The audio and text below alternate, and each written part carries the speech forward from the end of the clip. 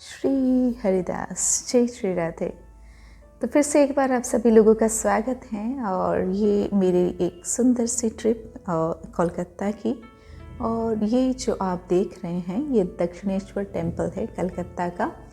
माता काली का famous temple है ये, जहाँ पे श्री रामकृष्ण परमहंस को माता काली जो है वो बात करती थी, जो साक्षात वहाँ पे विराजमान है। साथ में योगी परमहंस जो हैं उनको भी वहाँ पे माता का वहीं पे दर्शन हुआ था, ये बिल्कुल भी हैं। तो यहाँ पे हमने बहुत ही सुंदर जो है वो नज़ारा देखा। और यहाँ पे जो से हमने देखा कि पीछे गंगा घाट है, ये जो आपको दिख रहा है उसके पीछे गंगा नदी दिख रही हैं। और ये एरिया जो है वो जब हम दर्शन करके बाहर निकलते हैं तो ये एरिया है। अब क्या है कि यहाँ पे भी जैसे कि मथुरा में वगैरह पे हम जाएंगे, जन्मभूमि वगैरह में, तो हमको सारा अपना मोबाइल वगैरह जो है वो जमा कर देना होता है। तो यहाँ पे भी ऐसे ही है, तो हम वहाँ पे कुछ ले जा नहीं सकते हैं। हालांकि हैंडबैग के लिए वहाँ पे वो परमिशन दे रहे थे, लेकिन मोबाइल्स वगैरह जो हैं वो सब लोग वहाँ पे जूते चप्पल मोबाइल्स वगैरह जो हैं वो सारी की सारी चीज़ें जो हैं वो वहाँ पे वो जमा कर ले रहे थे। लेकिन कोई बात नहीं है, अंदर का जो परिसर है वो बहुत ही सुंदर है। वहाँ पे 12 शिवलिंग भी स्थापित किए गए हैं। माता काली की जो प्रतिष्ठा है उसके साथ में बगल में राधा कृष्ण और श्री रामकृष्ण परमहंस और माता उनकी जो उनकी धर्मपत्नी है उनका, और साथ में जो है वो और भी श्री जगन्नाथ महाप्रभु के भी जो है वहाँ पे दर्शन झांकियाँ हैं। और बहुत बड़ा विशाल परिषद है। एक एग्जैक्टली माता काली के सामने ही एक बड़ा सा एक जैसे हॉल नहीं, जैसे ओपन टाइप का जो है वो बना हुआ है हॉल, कि जिसमें कि हम बैठ के मेडिटेशन भी कर सकते हैं कुछ देर के लिए। और वहाँ पे अगर हम बैठेंगे बिल्कुल सामने, तो सामने ही माता काली के फिर भी हमको दर्शन भी होते हैं। हालांकि यहाँ पे भी जैसे एक ये बहुत ही बड़ा टूरिस्ट प्लेस ही है एक प्रकार का, तो यहाँ पे भी हमेशा भीड़ भाड़ रहती है और लाइन से और क्रम से, जैसे है ना, जैसे जन्मभूमि वगैरह में हर जगह होता रहता है, ऐसे ही सिक्योरिटी और ऐसे ही सब तरीके से हमको यहाँ पे भी जैसे लाइन में लग के ही काम करना होता है। तो ये हमारी जर्नी रही, ये बहुत ही सुंदर रही, क्योंकि कोलकाता में हमको एक स्पिरिचुअल आध्यात्मिक गुरुजी से मिलना था और ये सक्सेसफुली हम उनसे मिले। और बहुत सारी हमारी जो मतलब एक हमारी सोच थी उस हिसाब से, और बल्कि उससे भी कई ज़्यादा हमको जो है वो प्राप्ति हुई। और बस यही है कि प्रभु की कृपा है। तो रामकृष्ण परमहंस जी जो हैं वो मेरे प्रथम गुरु हैं, कि जब मैं अध्यात्म का मतलब अभी ए भी नहीं सीखी थी, तो सबसे पहले अगर मैंने किसी को गुरु रूप में धारण किया था तो श्री रामकृष्ण परमहंस हैं। और उनकी जीवनियों को पढ़ते समय मैं इतना उसके साथ उस घटनाओं के साथ, उन लीलाओं के साथ मैं ओतप्रोत महसूस करती थी कि उस समय मुझे यही फील होता था कि रामकृष्ण परमहंस मेरे ही जन्म जन्म के गुरुदेव हैं और जो नरेन है वो मैं ही हूँ। ऐसा मुझे मतलब ऐसी फीलिंग आ जाती थी, इतना जैसे उसमें घुल मिल जाते थे उन जीवनियों के साथ में। उस समय मोबाइल का तो कोई ज़माना ही नहीं था, हमने सोचा भी नहीं था। और लेकिन हम लाइब्रेरी में जाती थी और मेरा एमकॉम जो है वो, शायद एमकॉम नहीं बीकॉम जो है वो मैं कर रही थी। और उस समय जो है वो मैं साथ में लाइब्रेरी में जा के उनकी किताबें ले के घर में पढ़ती थी। और जब मैं पढ़ती थी तो इतना ज़्यादा मतलब पता नहीं किस प्रकार का वो रोना था कि मतलब वो पढ़ते पढ़ते ऐसे आँख से जैसे एक कोई किसी ने टेप नल लगा दिया हो, ऐसे पानी बहता था। और मतलब छुप के हमको पढ़ना पड़ता था, क्योंकि लोगों को पता चलेगा तो पता नहीं लोग क्या ही सोचेंगे कि इनको इसको क्या हो रहा है। तो पढ़ती थी और बड़ा आनंद, बड़ा मतलब अध्यात्म का अगर बेस अगर मेरा कहीं पे बना हो, अध्यात्म क्या है, प्रभु प्रेम क्या है, प्रभु के लिए ये जो स्वामी जे परमहंस राधा रामकृष्ण परमहंस जी, उनका जो मतलब जो एक विरह था, वो जब वो वृंदावन में जा रहे हैं, दूर से बस ट्रेन में सब सारी वृंदावन की जो पेड़ जो हैं, लताएं हैं, वो देखते हैं तो मूर्छित हो जाते हैं, उनको वृंदावन का विरह हो जाता है। तो मतलब वहाँ से हमको मतलब ये हमारे जो संस्कार हैं, हो सकता है वो भक्ति के जो पिछले संस्कार थे वो मतलब एक प्रकार से फिर से जो है वो जागृत किए गए हैं उनकी कृपा से, कि वो वृंदावन का विरह, वो वृंदावन का प्रेम, ऐसे छटपटाहट होती थी कि ओ हाय रे, इतना प्रेम, ये हम संसार में जी रहे हैं, और क्या ये एक मतलब दिव्य अनुभूति है, और क्या ये प्रभु के लिए इनका प्रेम, कि खाली पेड़ पौधों को दूर से वृंदावन के देख के ये मूर्छित हो जा रहे हैं, भाव में चले जा रहे हैं, समाधि में चले जा रहे हैं। तो उस समय जो है वो सारी चीज़ें थोड़ी मतलब बहुत ही मतलब हम समझ नहीं पा रही थी मैं, कि मुझे समझ में नहीं आता था कि ये क्या चीज़ है, ये किस प्रकार का प्रेम होगा। हाँ, क्योंकि एकदम स्टार्टिंग पॉइंट है कि हम जानते नहीं हैं, कि भक्ति की ABCD नहीं जानते हैं, और वो भगवान के लिए इतना इनका प्रेम जो है वो, तो बहुत ही एक मेरे अध्यात्म जीवन की जो फर्स्ट स्टेप है मेरा, तो वो श्री परमहंस हमारे जो हैं वो रामकृष्ण परमहंस जी का ही योगदान है उसमें मुझे लाने में। और उसके बाद जैसे ही मुझे श्री महाराज जी के दर्शन हुए फर्स्ट साइड, जब मैंने उनको लाइव में देखा, तभी भी मुझे यही रियलाइज़ हुआ कि श्री रामकृष्ण परमहंस ही अब कृपालु जी के रूप में मुझे प्राप्त हुए हैं। और बिल्कुल मैं संतुष्ट थी, और मुझे कोई डाउट नहीं था कि उसमें मतलब एक कोई भी मतलब कम ज़्यादा है, ऐसा लगता था कि नहीं, वो तो उस समय में नहीं थी या नहीं हो पाई थी, तो इस समय मुझे जो है वो कृपालु जी के महाराज के रूप में मिल गए। तो ये पीछे की साइड में गंगा जी हैं, और बहुत ही सुंदर गंगा जी के दर्शन होते हैं यहाँ पे। और कोलकाता की तो ये खूबी है कि यहाँ पे जहाँ पे भी जाएंगे तो इतनी विशाल गंगा जी हैं। मुझे तो लगता है कि हरिद्वार में भी मैंने इतना, या हो सकता है कि मैंने शायद अच्छे से नहीं दर्शन किए हैं, पर इतनी विशाल गंगा जी जो हैं वो मुझे हरिद्वार में भी शायद मैंने दर्शन नहीं किए हैं, और हो सकता है मैंने मिस किया है लेकिन यहाँ पे मैंने बिल्कुल भी उसको क्लिक किया अपने दिल में, अपने आत्मा में, और बहुत ही सुंदर गंगा जी के दर्शन। और माँ गंगा भक्ति स्वरूपिणी हैं, हमको भक्ति प्रदान करती हैं। और एक बार भी महाराज जी बोलते हैं कि गंगा का खाली स्मरण मात्र करने से हमारे पाप नष्ट हो सकते हैं, लेकिन बशर्त है कि हम गंगा जी का जो है वो मन से स्मरण करें। तो उसके लिए तन से डुबकी लगाएं, लेकिन मन उसमें ना लगाएं तो गंगा स्नान का कोई भी फल हमको प्राप्त नहीं होता है। तो असली जो है वो मन जो है, मन से जो है उनकी स्मरण युक्त होके हम उनके जो है वो जल में स्नान करें, आचमन करें। और बाकी तो मैं बताती हूँ कि घर में भी जैसे बर्थडे जो हम नहाते हैं सुबह सुबह, तो गंगे च यमुने च गोदावरी सरस्वती नर्मदे सिंधु कावेरी समुद्र सहित स्मिन् करूँ, ये श्लोक पढ़ के हम और स्नान कर सकते हैं। और फिर एक बसंत विजय जी भी मंत्र बताते हैं, ओम 9 बार लिखते हैं, ओम अमृतो अमृतोद्भवे अमृतवर्षिणि सुख समृद्धम कुरु कुरु स्वाहा।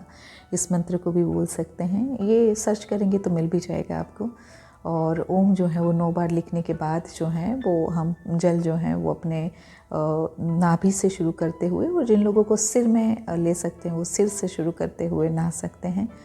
और नारायण नारायण नाम लेने से भी सारे तीर्थों का स्नान के बराबर हमको फल मिलता है, ऐसा मैंने राजेंद्र दास महाराज जी से सुना था, और वो हमेशा शास्त्रोक्त ही बताते हैं। तो ऐसे ही बहुत ही सुंदर से हमको गंगा जी के यहाँ पे हमको दर्शन हुए। और ये दक्षिणेश्वर टेम्पल है कोलकाता का सबसे फेमस टेम्पल जो है, और माता काली देवी जो है वो यहाँ पे साक्षात विराजमान है।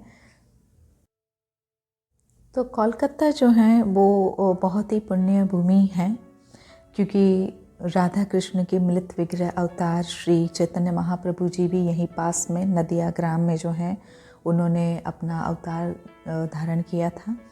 और यहाँ पे श्री रामकृष्ण परमहंस जी के अलावा जो हैं श्री युक्तेश्वर गिरी जी और श्री परमहंस योगानंद जी, और इतनी बड़ी बड़ी पर्सनालिटीज़ जो हैं वो यहाँ पे हुई हैं, जो अध्यात्म के क्षेत्र में एक बहुत ही बड़ी, जैसे एक मतलब ये कहेंगे कि अनेक जीवों को अध्यात्म में लगाने के लिए, और आज भी अनेक जीवों को अध्यात्म में गाइड करने वाली पर्सनालिटीज़ वहाँ पे हुई हैं। और स्वामी परमहंस योगानंद जी से इंस्पायर होकर जो क्रिया योग के विषय में मैंने जाना, तो क्रिया योग के आज भी बड़े बड़े गुरुजी जो हैं वो वहाँ पे भी जैसे विराजमान हैं। और स्वामी जी का, श्री परमहंस जी का, योगानंद जी का भी वहाँ पे आश्रम, और वहाँ पे भी उनका भी एक बहुत सुंदर सा, जैसे हमने कोर्स वगैरह ज्वाइन किया है तो उनका भी वहाँ पे जो है वो एक संस्था बनी हुई है, आश्रम बना हुआ है YSSS का, तो वो भी हम वहाँ पे जाके उसकी भी मुलाकात ले सकते हैं। हालांकि थोड़ा सा मेरा साइटी का और वहाँ पे ठंडी थोड़ी ज़्यादा ही वैसे ही थी, जैसे वृंदावन से थोड़ा सा कम, 2-3 डिग्री कम होगा, लेकिन जब वो थी तो मुझे थोड़े परेशानी ज़्यादा थी, तो मैं पूरा वो नहीं जा सकी वहाँ पे। लेकिन अगर मेरे को सुनने वाले आप कोई भी वहाँ पे जा सकते हैं, वो भी बहुत सुंदर हैं। श्री युक्तेश्वर गिरी योगानंद जी के जो गुरु जी हैं, उनका भी वहाँ पे आज भी, जहाँ पे वो आश्रम और उनकी समाधि जो है वो हैं, वहाँ पे एक पेड़ भी हैं, और जहाँ पे बड़े बाबा जी के दर्शन भी हुए थे, तो वो भी वहाँ पे स्थान है। तो उन सारी चीज़ों के भी हम दर्शन कर सकते हैं। हालांकि मैं जिस पर्पस को लेके गई थी वहाँ पे, तो मेरा उस पर्पस के ऊपर फोकस था, और इसलिए जो है वो मैं ज़्यादा थोड़ा सा घूमना और ये जब मैं पसंद नहीं कर रही थी। और हाँ, बहुत अच्छी भूमि है, बहुत पुण्य भूमि है, लेकिन साथ ही साथ में थोड़ा सा तो ये एक मटीरियलिस्टिक जैसे एक वर्ल्ड होती है, तो थोड़ा सा एक वृंदावन से अलग। तो हमको क्या होता है कि थोड़ा जैसे हम अपना वृंदावन में, ब्रज में जैसे घूमते फिरते हैं, और जो अपनेपन से, तो वो थोड़ा कमी ही लगता है, क्योंकि वो ब्रज नहीं है। तो इसलिए मैं ज़्यादा बाहर जाना और मतलब मैं नहीं पसंद करती हूँ। जितना कम से कम में हो जाए काम, इतना ही मैं करती हूँ। और बाकी जो ये मेरा टूर रहा वो बिल्कुल भी सक्सेसफुल रहा, और जिस काम से मैं गई थी वो काम भी हुआ। तो यहाँ पे जो है वो एक बहुत ही बढ़िया सीनरी, जैसे बाहर की ओर से जब हम मंदिर का दर्शन करके हमारे जो मोबाइल्स वगैरह जो हैं वो रिटर्न कर दिए जाते हैं, तो ये बाहर का जो है वो ये दृश्य है। तो जैसे आप देख सकते हैं, तो बहुत ही सुंदर है। और यहाँ पे भी इनका म्यूज़ियम वगैरह भी बना हुआ है, और भी सारा, जैसे यहाँ पे बहुत बड़ा परिसर है, तो बहुत सारी चीज़ें हैं। लेकिन यहाँ पे भी बस ये हमारे पास समय का अभाव था, हमको बेलूर मठ भी जाना था, और हमारे पास जैसे रात का ही समय रहा था बाकी, और नेक्स्ट डे हमको जो है वो निकलना भी था वृंदावन के लिए। तो फिर हमने जो है वो जितना हो सके शॉर्ट में और ज़्यादा से ज़्यादा चीज़ों को कवर करने का कोशिश किया। तो ये सुंदर सी झांकी है यहाँ पे श्री रामकृष्ण मंदिर की, आश्रम की, श्री दक्षिणेश्वर धाम की। और इसके अलावा यहाँ पे मैंने ये भी सुना कि 3 शक्तिपीठ एक साथ हैं।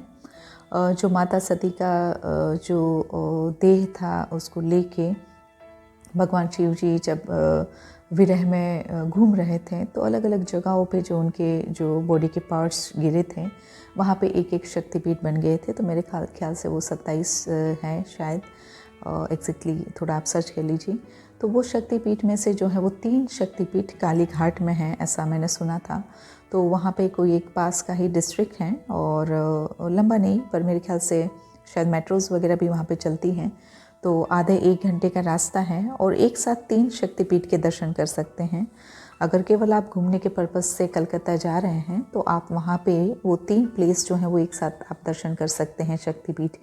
तो काली घाट जो हैं वो भी बहुत फेमस हैं, और किसी एक संत से लेके भी उनकी कुछ गाथाएं हैं, कुछ लीलाएं हैं। और वहाँ पे कुछ ऐसा भी है कि स्मशान में कोई, जब तक कोई मुर्दा नहीं चलेगा तब तक शायद आरती नहीं होती, कि भोग नहीं लगता, ऐसा कुछ तो बात है वहाँ पे, कुछ ऐसी लीलाएं हैं। तो अभी क्या है कि जैसे हम लोग जैसे भक्ति मार्गी और राधा कृष्ण उपासक हैं, तो मानते हैं हम सबको, दंडवत प्रणाम भी हैं उनको हमारा। लेकिन जो हमारा एक जो हृदय का लगाव है वो बस भक्ति, राधा कृष्ण की भक्ति की ओर होता है, और भक्तों के प्रति हमारा विशेष लगाव होता है थोड़ा सा।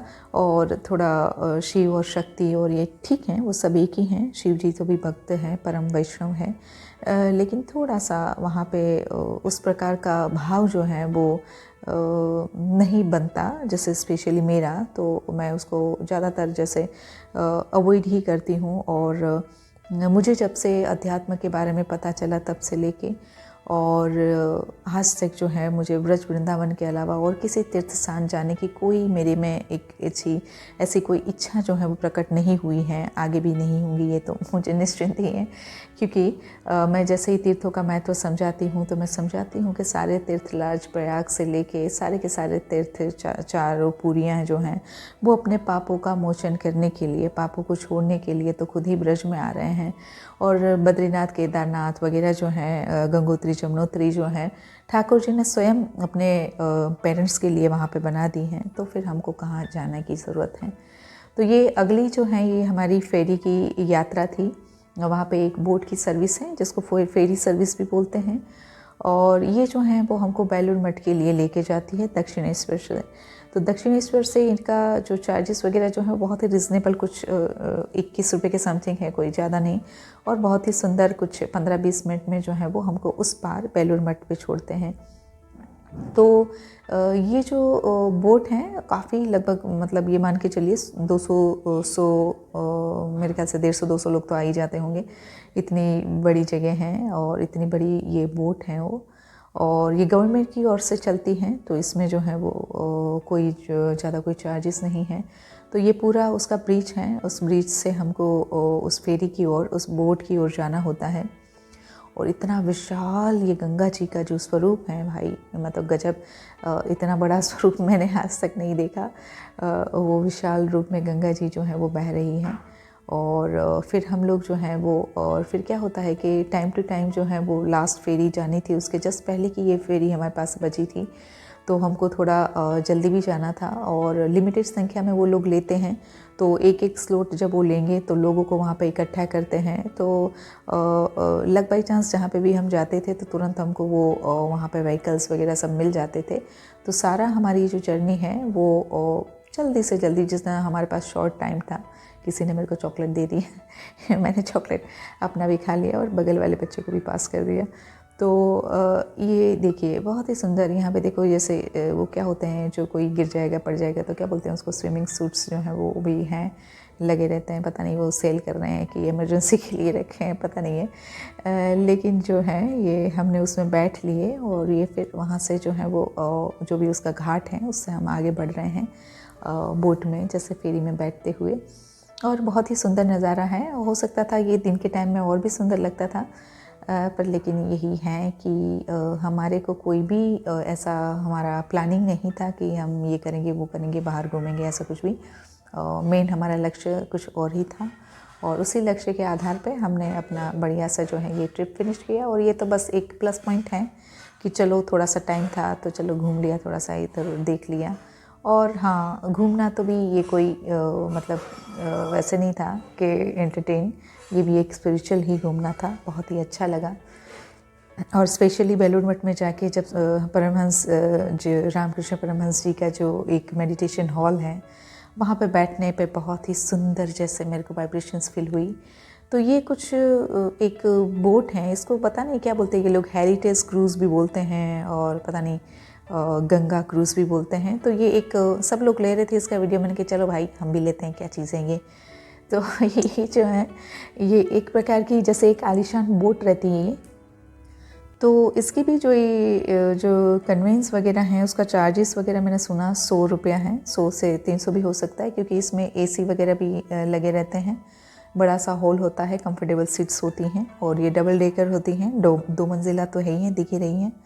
और साथ में जो है वो ऊपर उसका खुला एरिया होता है जहाँ से ये लोग गंगा घाट और बेलूर मठ और गंगा आरती वगैरह जो हैं और हावड़ा ब्रिज हैं उसका सबका वो दर्शन कराते हैं। तो उसके लिए भी अगर घूमने के पर्पज़ से जा रहे हैं तो जाके उसमें बैठ सकते हैं, देख सकते हैं।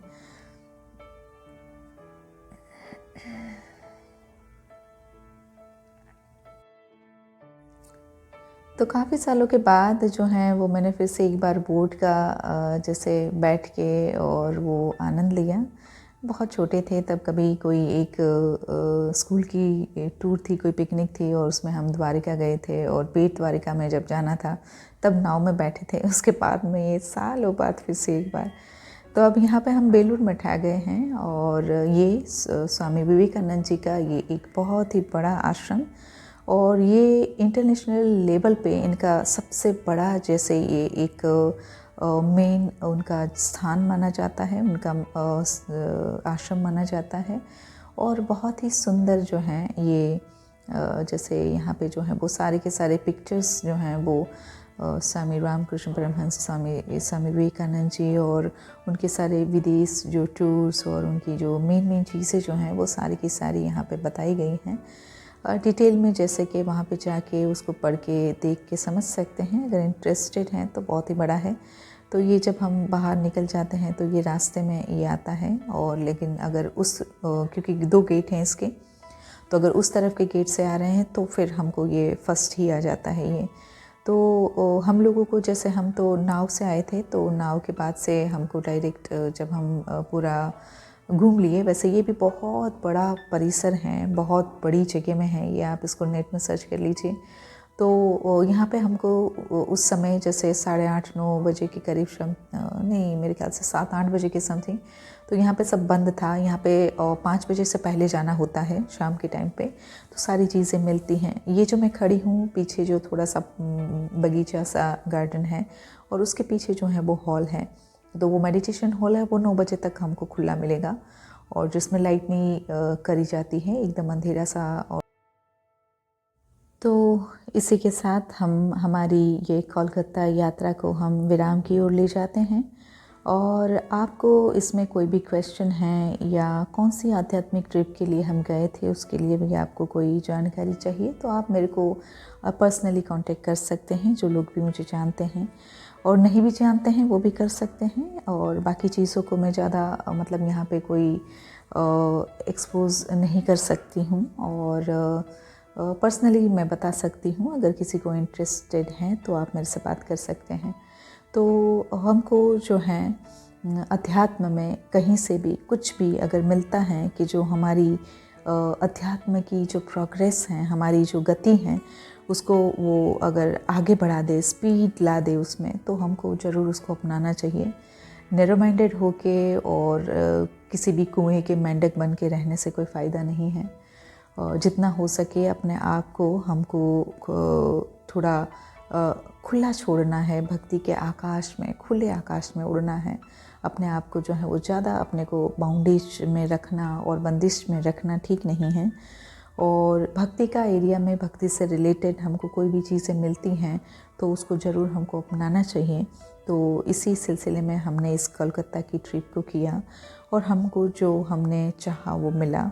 और अभी हमको जो अपेक्षा है हमारी इन फ्यूचर हमारे अध्यात्म जगत में आगे बढ़ने के लिए कि वो ट्रिप हमारे कितनी यूज़फुल होनी चाहिए, तो उसमें कोई डाउट नहीं है कि वो भी हमारी सारी उम्मीदें को फुलफ़िल करेगी, हमारी सारी आशा को जो है वो पूरा करेगी। तो उसमें कोई डाउट नहीं है। तो बाकी आप लोग जो हैं वो और भी जैसे कलकत्ता में और भी चीज़ें आप एक्सप्लोर कर सकते हैं, देख सकते हैं। और ख़ास करके संतों महंतों की भी वो भूमि है, तो वहाँ पे भी जैसे आपको अगर कोई संत महंत भी अगर उनके दर्शन के लिए भी आपको जाने का मौका मिले तो आप ज़रूर वहाँ पे जा सकते हैं। तो नैरो माइंडेड ना हो कि बस ब्रजवासी हैं, ब्रज ही ब्रज सब कुछ है। हाँ ठीक है, सब कुछ ब्रज हैं, लेकिन वही ब्रज बिहारी जो हैं वही गंगा तट पे वो नदिया विहारी बन के वहाँ पे उन्होंने अवतार धारण किया है। तो इतना नैरो नहीं होना है, अपने दिमाग को, अपने आत्मा को संकुचित नहीं करना है। हर चीज़ का जो है वो हमको लाभ लेना है। जहाँ जहाँ हमारे प्रभु ने लीलाएं करी हैं तो उन लीला स्थलियों का हम दर्शन कर सकते हैं, वहाँ से वो ऊर्जा को आज भी हम प्राप्त कर सकते हैं। तो यहाँ पे जो ये गेट दिखा तो ये लास्ट वाला गेट है इनका, और बाकी ये बहुत बड़ा जगह। इसका एक मैप भी मैंने दिखा दिया, तो वो मैप कहीं पे लगा हुआ है तो उसके आधार पे भी आप उसको पूरा विज़िट कर सकते हैं। तो इसी के साथ हमारी कोलकाता की इस टूर को हम यहीं पे विराम देते हैं। फिर कभी मिलते हैं, तब तक के लिए जय श्री राधे, श्री हरिदास।